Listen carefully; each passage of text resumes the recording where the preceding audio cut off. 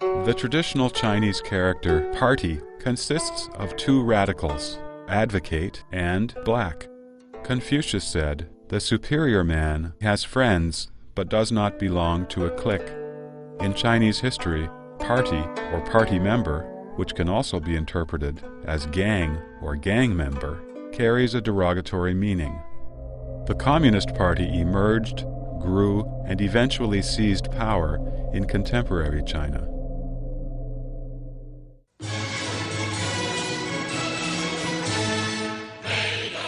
The CCP has constantly instilled into the people's minds that history chose the CCP, and that, without the CCP, there would be no new China.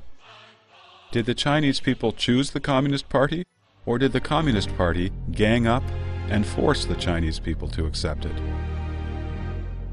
Let us review China's history in the 20th century to seek the real answers.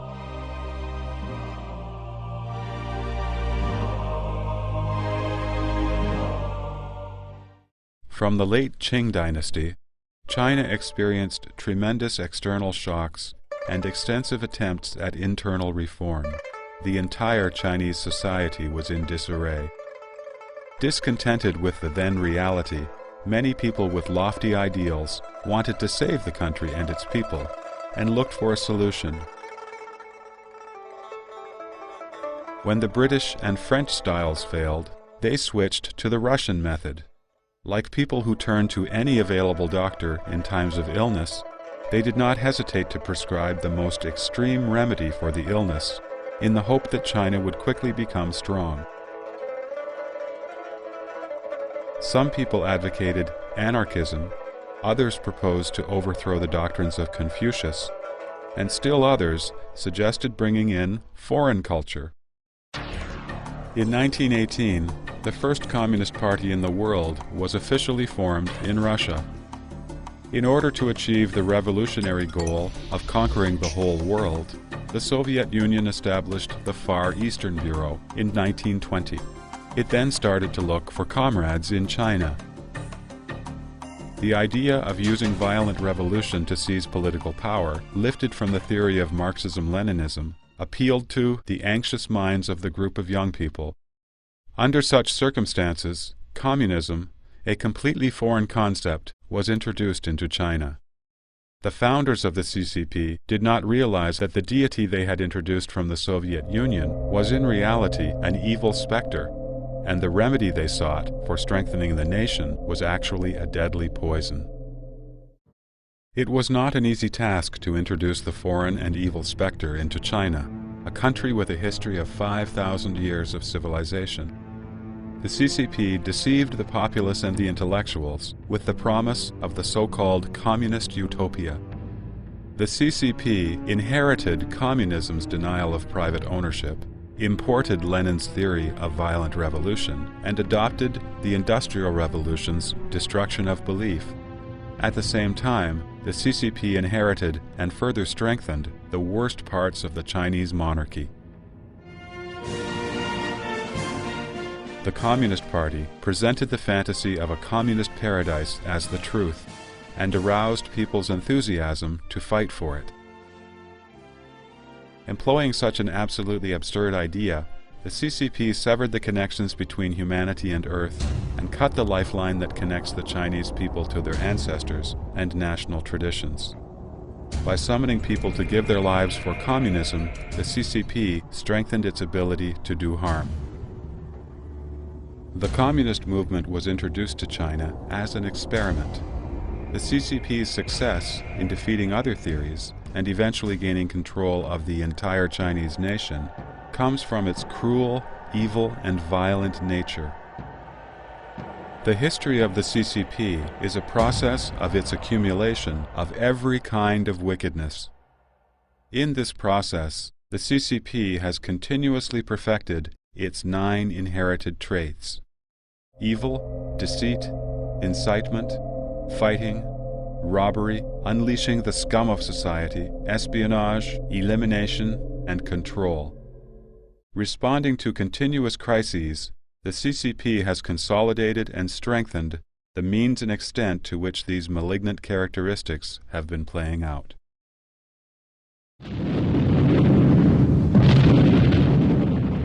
十月革命一声炮响，给我们送来了马克思列宁主义，走俄国人的路，这就是结论。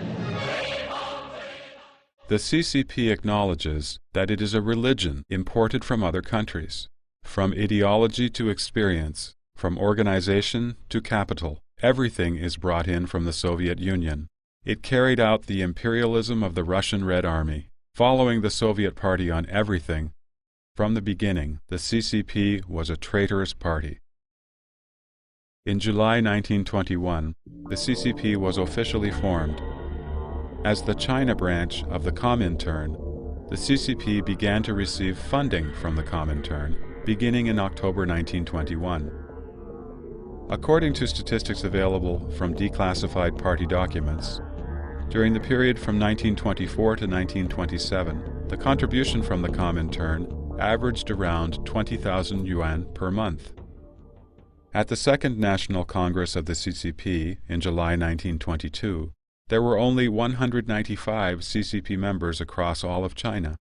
The Comintern criticized the CCP for not working diligently.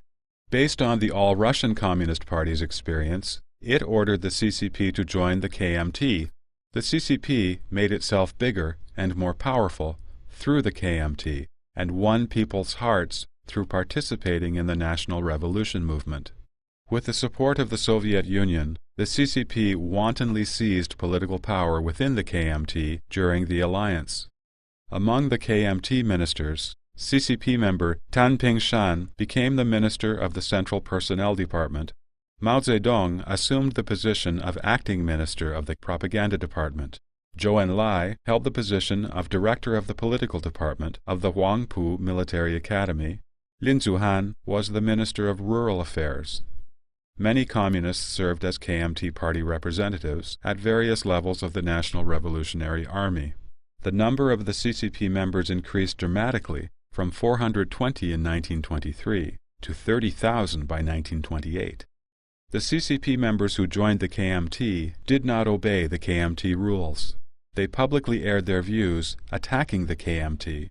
They breached their promises and organized and expanded an underground CCP within the KMT. In January 1925, when the CCP only had 994 members, it had already raised the question of who would have leadership in China. Had Sun Yat-sen not died, he, instead of Chiang Kai-shek, would have been the target of the CCP in its quest for power. Human nature universally repels violence. Violence makes people insane, ruthless, and tyrannical. Marxist-Leninist violent revolution and dictatorship of the proletariat promote power politics and proletarian domination. Proletarians use violent struggles to seize political power. The Communist Manifesto clearly declared that their ends could be attained only by the forcible overthrow of all existing social conditions. That is, to use violent revolution to destroy the old state apparatus and to establish a dictatorship of the proletariat. This is the root of evil in Marxism and Leninism. Evil is the main character trait that the Marxist-Leninist spectre passed on to the CCP.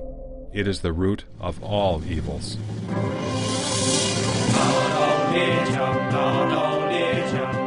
In order to overthrow the warlords and restore peace that people had been expecting for so long, the KMT government began the Northern Expedition in February 1926.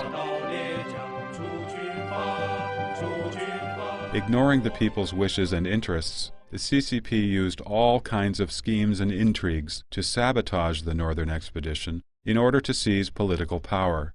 From October 1926 to March 1927, the CCP launched 3 armed rebellions in Shanghai. During the Northern Expedition, they distributed flyers everywhere, put up banners, and organized workers to strike. Picket squads of workers, organized by the CCP, engaged in violent conflicts with the police almost daily. The KMT government had to assign the army to assist maintaining social order. The KMT became impatient with the CCP's blatant provocation and decided to thoroughly purge its members. On April 12, 1927, the National Revolutionary Army disarmed the workers' picket squads in Shanghai and took over the Shanghai General Labor Union, which was the CCP's rebellion headquarters in Shanghai. At that point, the first CCP-KMT alliance was declared a failure and ended in blood and slaughter. However, the CCP twisted the facts and accused Chiang Kai-shek of betraying the revolution. When the National Revolutionary Army was at war with the warlords, the CCP was advocating peasants to rebel and to confiscate land from its owners in the rural areas. Between April and May in 1927, under the banner of "The Peasant Association has supreme authority," the entire area of Hunan province was shrouded in red terror, with violent mobs instigating rebellions all over. CCP leader Li Lisan's father was killed by the Peasant Association. National Revolutionary Army Corps Commander He Zhan's father was paraded around and publicly criticized until his death. The family members of middle and lower class officers and soldiers from the Northern Expedition Army were also killed. The horrible sight of it was very similar to that of the Cultural Revolution, when countless other people were tormented. This is the well-known Hunan peasant movement. The deeply rooted patriarchal clan system in the Chinese countryside served as a fundamental barrier to the Communist Party's establishment of political power. The rural society initially had a harmonious relationship between the landowners and tenants. Landowners lent land to peasants so that they could make a living, and in return, the peasants paid rent to support the landowners. This somewhat mutually dependent relationship was twisted by the CCP into extreme class antagonism and class exploitation. The CCP took advantage of the rebellion of social scum and hoodlums in the rural areas to establish the CCP's new social order for the revolution. These scum of society were praised by Mao Zedong as the bravest and firmest in the revolution in the rural areas. Unleashing the scum of society and robbery became the second and third inherited traits of the CCP. Taking advantage of the rebellions of hoodlums can be said to be the CCP's tradition. In 1871, a group of lumpen proletarians rebelled and occupied Paris and formed the Paris Commune. They are the ancestors of the CCP. During the rebellion of the Paris Commune, they cruelly killed the Archbishop of Paris and clergymen. They set fire to palaces, destroyed buildings, and censored the press. From then on, they regarded seizing political power as the most direct and convenient means for reaping without laboring. During the Cultural Revolution, in a debate over the term lumpen proletarians, the CCP felt that the word lumpen did not sound very good, so the CCP simply replaced the term with proletarians. Robbing can help the proletariat become men of property. Forming an army to establish its rule through military force requires arms, food, and money. Yet the best way to raise funds is to rob. The Red Army kidnapped the rich in counties of western Hubei province and held their families ransom for continued monetary support until the families were drained of their resources. Only then were the hostages sent home, many at their last gasp. Is there any difference between these actions and those of bandits? In his investigative report on the peasant movement in Hunan, Mao Zedong said the following: "It is necessary to create terror for a while in every rural area. Otherwise, it would be impossible to suppress the activities of the counter-revolutionaries in the countryside."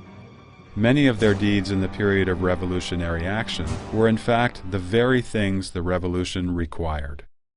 Revolution, a word that has been given a positive implication by the CCP, has always been regarded as a synonym for the most advanced and the most just. For several decades, under the name of revolution, the CCP has conducted countless of the most evil and despicable deeds. In August 1927, the CCP within the KMT Revolutionary Army initiated the Nanchang Rebellion, which was quickly suppressed. In September, the CCP launched the Autumn Harvest Uprising, and it was suppressed as well. The CCP began to implement a network of control by establishing party organizations at even the smallest grassroots level in the countryside. In October 1930, after exterminating the remaining warlords, the National Revolutionary Army began to encircle and annihilate the CCP's Soviet areas, which lasted 4 years. From October 1933 to January 1934, the CCP suffered a total defeat in its fifth sally. The CCP lost its rural strongholds one after another. With its base areas continually shrinking, the main Red Army had to flee. This was the true origin of the 7,500-mile-long Long March. The CCP trumpeted the Long March as a Chinese revolutionary fairy tale, but it is actually the most dishonorable phase of the CCP history. The so-called anti-Japanese northbound operation was a complete and obvious lie. Pretending to be righteous, the CCP could only rely on lies.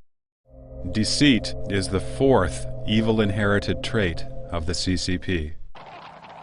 At that time, the Japanese army was mainly in the plains of north and northeastern China. Yet the CCP traveled to the plateau region of Shanbei, which was poles apart from where the Japanese actually were. In fact, the actual route of the Long March was toward the south and west. The CCP Central Red Army first fled south to western Hunan Province, attempting to unite with the No. 2 and No. 6 Red Army and to establish its rule through military force. Met with defeat, the Red Army then fled to northwest Sichuan to unite with Zhang Guotao.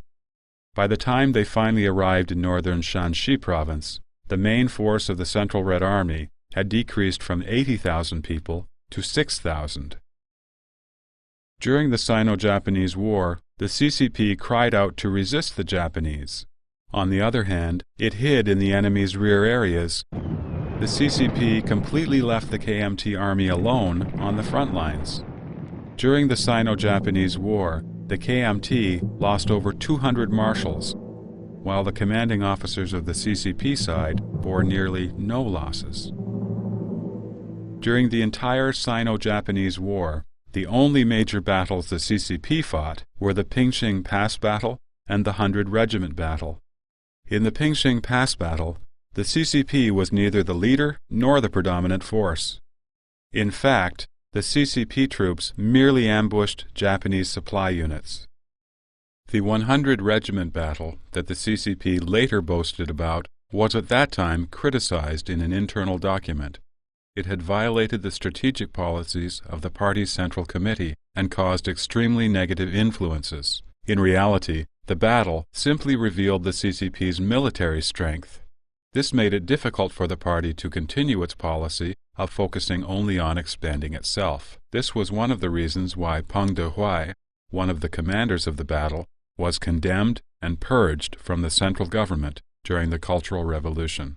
Although the CCP claimed to be anti-Japanese to win people's hearts, in reality, the CCP fought shoulder to shoulder with Japanese invaders to defeat the KMT.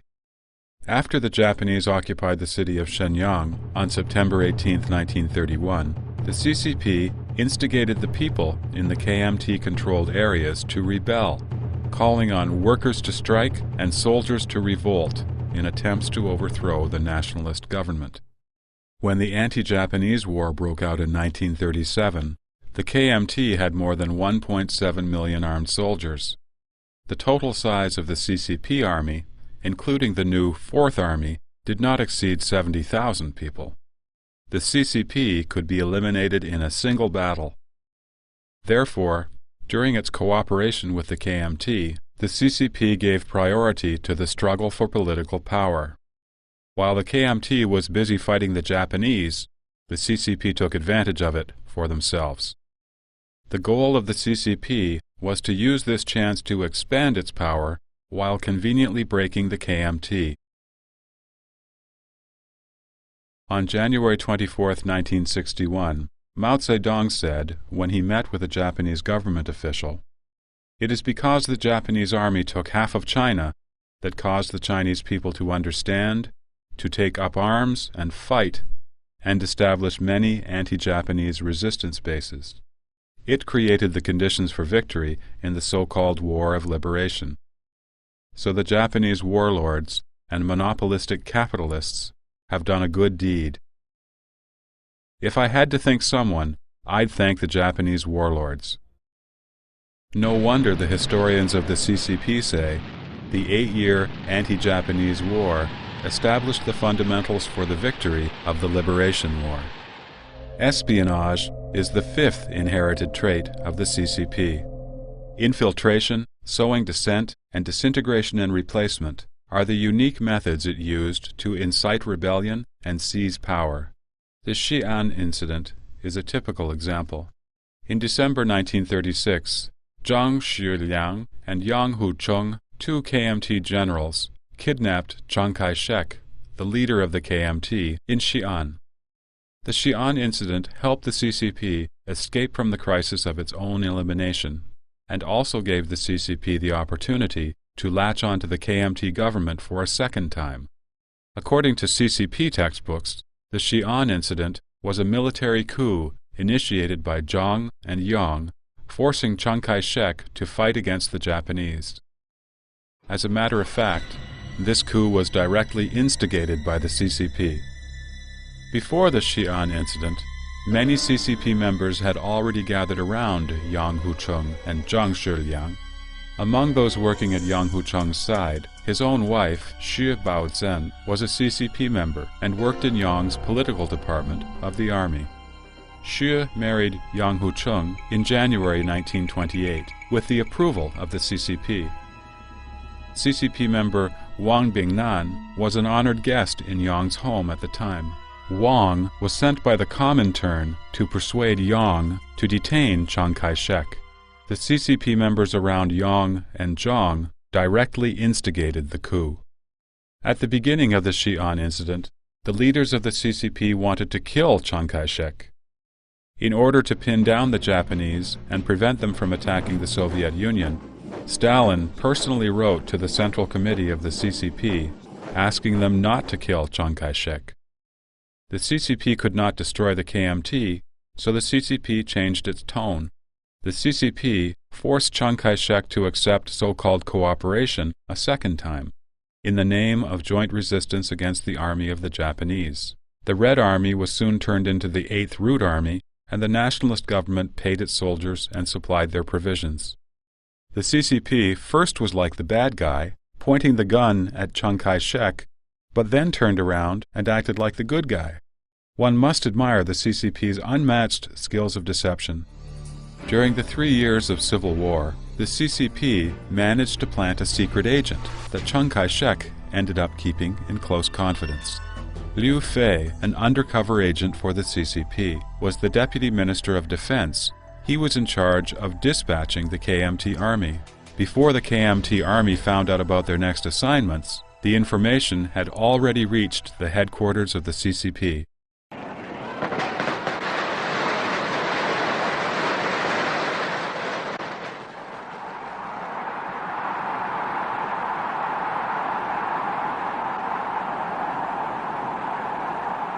After the anti-Japanese war was over, with the strength it had accumulated during the 8-year war, the CCP then enjoyed the fruits of the labor of the KMT. The CCP selfishly launched the so-called War of Liberation to overthrow the KMT government, bringing the disaster of war to the people of China once again after they had just finished 8 years of war. In 1947 and 1948, the CCP signed the Harbin Agreement and the Moscow Agreement with the Soviet Union.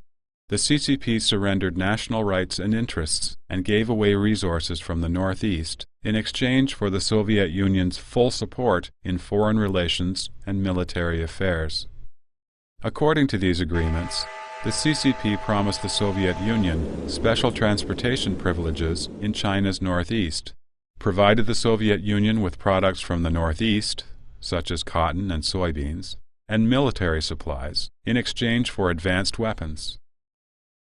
The CCP granted them preferential mining rights in China, allowed them to station armies in the northeast and Xinjiang, and permitted them to set up the Far East Intelligence Bureau in China. If war broke out in Europe, the CCP would send an expeditionary army of 100,000 plus 2 million laborers to support the Soviet Union. In addition, the CCP promised to merge some special regions in Liaoning province into North Korea, if necessary. The resources and capital the CCP used in the Civil War were accumulated by not putting up resistance against the Japanese, as well as by selling out China's national rights and interests. Its coming to power was also at the expense of countless civilian lives.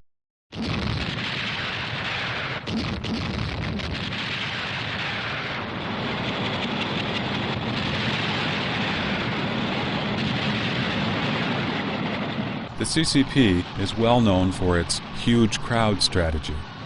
They sent thousands of unarmed civilians to the front lines, forcing the KMT to either murder them or give up.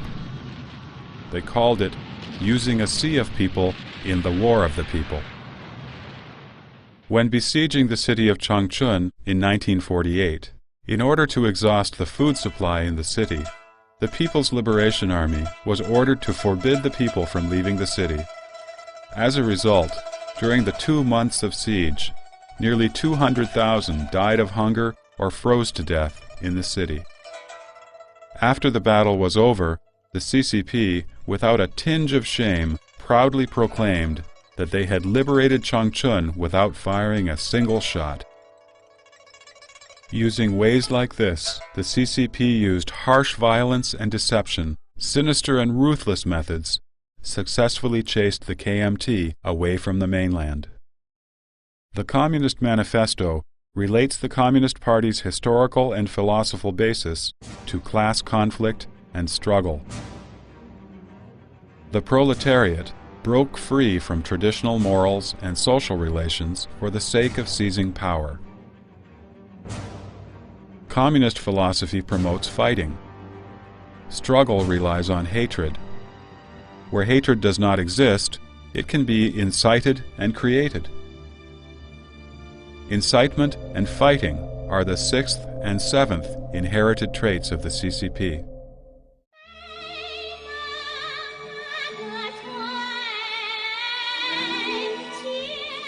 A well-known story of class oppression, The White-Haired Girl, was originally a story about a woman immortal. It had nothing to do with class conflicts. But under the pens of the military writers, she became a person who was being persecuted with enormous hatred. They created a landlord to bully the white-haired girl and transformed a classic folktale into a propaganda piece promoting class struggle. The story was then transformed into a modern drama, opera, and ballet.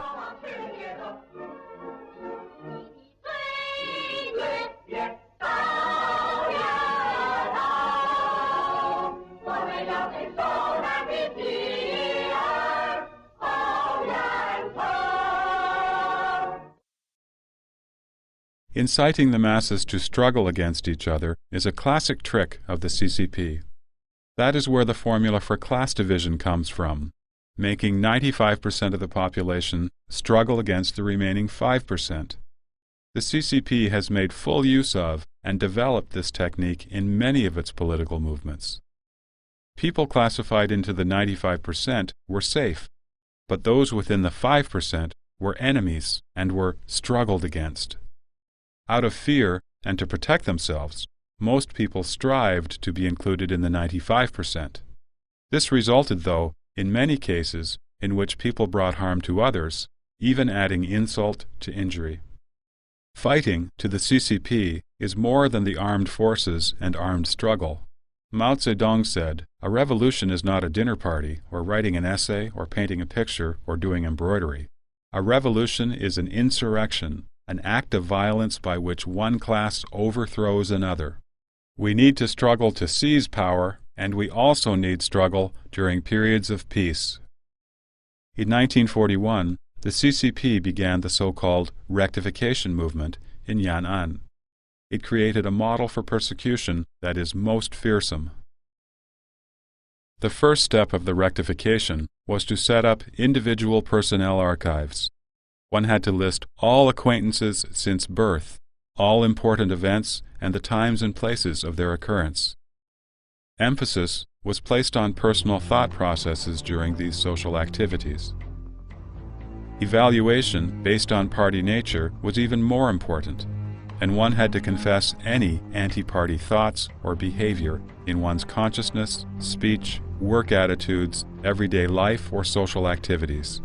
In fact, the rectification movement was a so-called cleansing movement by which Mao Zedong intended to purge and eliminate party dissidents. The CCP used methods of testing everyone. It extorted so-called confessions through torture, resulting in countless frame-ups, false, and wrong accusations. During the rectification, Yan'an was called a place for purging human nature. According to the Guangdong District County statistics, the number of types of corporal punishment they used was around 24. The rectification movement was the most horrendous, darkest, and most ferocious power game ever played out in the human world. It blasphemed human civilization and dignity. It distorted human nature and conscience.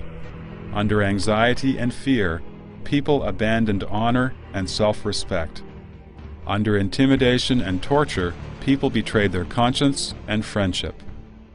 According to a report in the CCP-controlled Liberation Daily newspaper, in Shuishe County, 160 people were said to have repented, more than 280 were said to have confessed, and 190 people were exposed.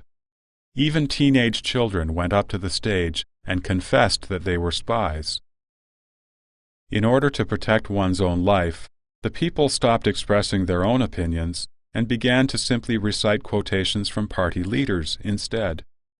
The rectification movement in Yan'an has since become the template for CCP's political movements. Since its early stages, the CCP has continuously built up its comprehensive theoretical system of genocide. It is composed of the CCP's theories on class, revolution, struggle, violence, dictatorship, political movements, political parties, and more. Elimination is the CCP's 8th inherited trait. The CCP has also done other things with absolute cruelty, similar to the rectification movement in Yan'an. It deprived landlords and capitalists of their property, exterminated the landlord and rich peasant classes, destroyed rank and order in the countryside, kidnapped and extorted the wealthier people, brainwashed war prisoners, and even claimed to reform industrialists and capitalists. It infiltrated and disintegrated the KMT, and it split from the Communist International and betrayed it. It has even threatened its own members with coercion. Everything the CCP did was hard line. Everything mentioned above was based on the CCP theory of genocide. The essential expression of the CCP genocide is the extermination of conscience and independent thought. If Hitler was said to have exterminated the flesh body of human beings, then the CCP not only wants to exterminate the flesh body, but even more so, wants to exterminate the human mind and spirit. Each and every political movement has been to reform the people's mind and brainwash the human spirit. Genocide serves the fundamental interests of the CCP. Under this reign of terror, the CCP will not only eliminate you if you are against it, but it may also destroy you even if you are for it. It will eliminate whomever it deems should be eliminated. Consequently, everyone lives in the shadow of terror, and everyone fears the CCP. All of the CCP's inherited traits and means aim to achieve one single goal: control. To control is the CCP's 9th inherited trait.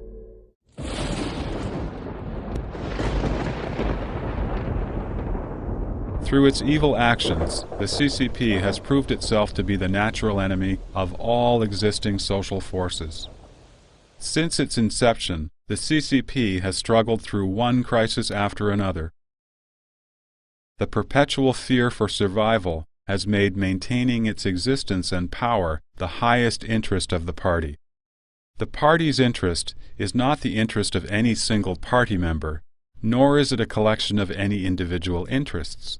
Rather, the interest of the party, as a collective entity, overrides any sense of the individual. Party nature is one of the most vicious characteristics of the Communist Party. Party nature overwhelms human nature and conscience, and has the power to make people lose their humanity.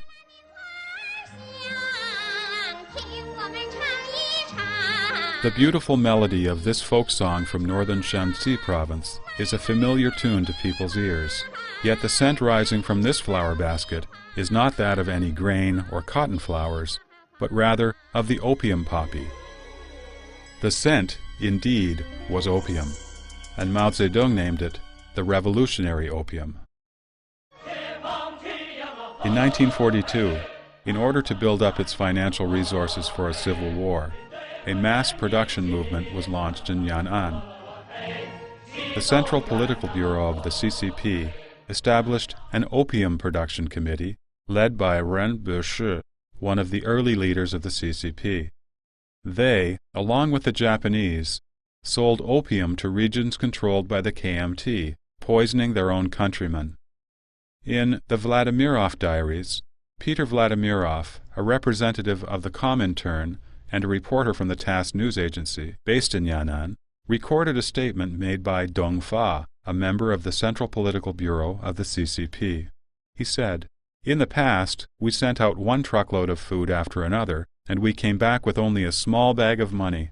Now, we send out small bags of opium to KMT territories, and we actually bring back big bags of money, one after another. We can use the money to buy guns, cannons, and bullets to fight the KMT." At the 100th anniversary of the birth of Ren, the director of the Opium Production Committee, his party nature was highly praised by the CCP, claiming him to possess superior character, a firm belief in communism, and unlimited loyalty to the cause of the party. He was a model party member. Upon gaining power, the CCP expanded its party nature even further. It successfully launched a campaign of mind control to mold new party tools and screws, such as Lei Feng. These protocols demanded the Chinese people to willingly comply, obey, and cooperate for the benefit of the party. Under CCP rule, everything is done for the interest of the party. Nothing is done for the people, because the party interest overrules everything. When it comes to the party's interest, there is no right from wrong, no good from evil, no justice. The CCP uses party nature to control the entire party and subsequently the rest of society. Clothed in the name of the nation, party nature has been forced upon the people as a set of proper thoughts, a range of stereotypical behaviors, and a regulatory system. From the party leader to the ordinary people, not one person was left out. After several decades of brainwashing, the party nature way of thinking has become inherent in the Chinese people. They became self-restrained, self-compliant, and self-disciplined. The CCP is as hard as steel. It has discipline as solid as iron and has unified intentions. All party members are made of special materials, and the actions of all Chinese people must be in unity. The CCP has a life of its own, with its own independent body. The party runs the officials. It's not the officials running the party. In fact, a majority of the highest party officials, the general secretaries, have, in the end, been labeled anti-communist. The founder of the CCP, Chen Du-shu, was an intellectual and a leader of the May 4th student movement in 1919. He showed himself not a fan of violence and warned the CCP members that if they attempted to convert the KMT to communist ideologies, or had too much interest in power, that would certainly lead to strained relationships. While being one of the most active in the May 4th generation, Chen was also tolerant. However, he was the first to be labeled a right-wing opportunist. Another CCP leader, Chu Zhubai, believed that the CCP members should engage in battles and fighting, organize rebellions, overthrow authorities, and use extreme means to return the Chinese society to its normal functioning. However, he said before his death, "I left your movement a long time ago.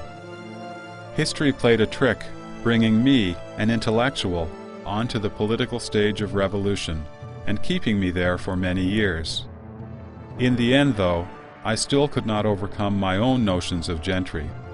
I cannot become a warrior of the proletariat class, after all." The CCP leader Wang Ming, at the advice of the Comintern, argued for unity with the KMT in the war against the Japanese, instead of expanding the CCP base. At the CCP meetings, Mao Zedong and Zhang Wenjian could not reveal the truth of their situation.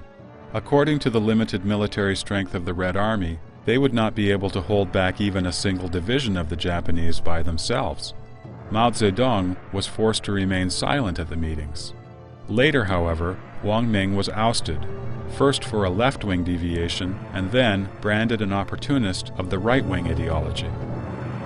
Hu Yaobang, another party secretary, won back support for the CCP from the Chinese people by bringing justice to many innocent victims who had been criminalized during the Cultural Revolution. Still, he was kicked out. Zhao Ziyang wanted to help the CCP in furthering reform, yet his actions brought him dire consequences. So what could each new leader of the CCP accomplish? To truly reform the CCP would imply its death.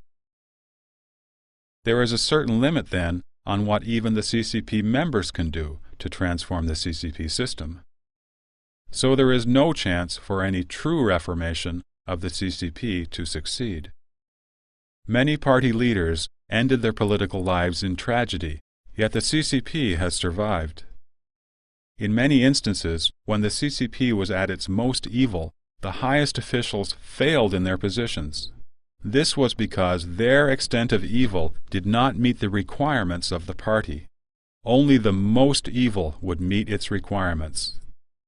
The CCP leaders who survived their positions were not those who could influence the party, but those who could comprehend the party's evil intentions and follow them. No wonder party members were capable of battling with heaven, fighting with the earth, and struggling against other human beings. But never could they oppose the party. They are the tame tools of the party, or at most, symbiotically related to the party.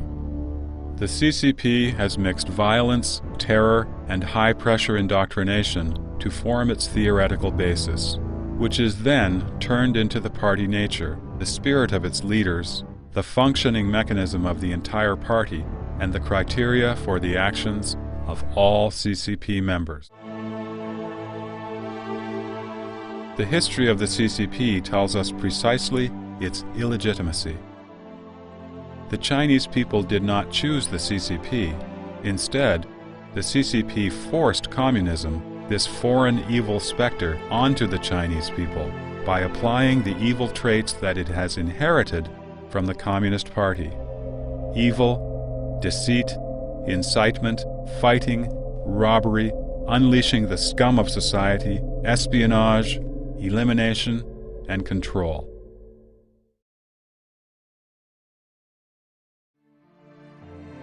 When the Communist Party needed workers, it named them the leading class and pioneers of the proletarian revolution.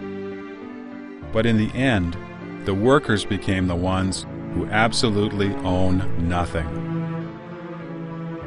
When the Communist Party needed farmers, it praised them, saying, "Without the poor farmers there would be no revolution." It promised land to the tiller.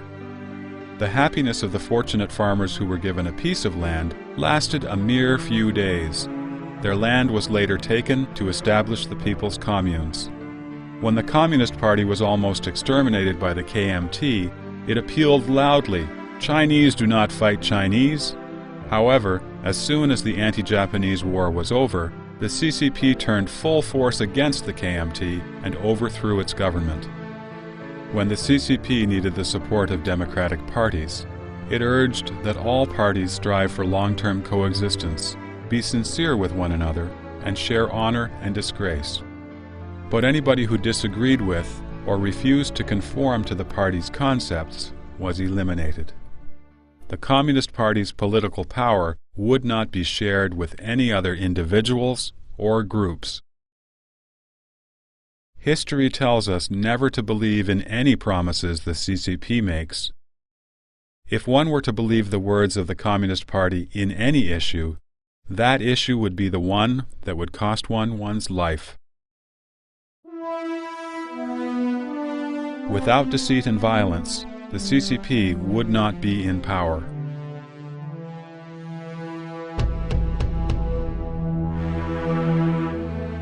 For the past several decades, the CCP has brought ceaseless disasters and endless miseries upon the Chinese people.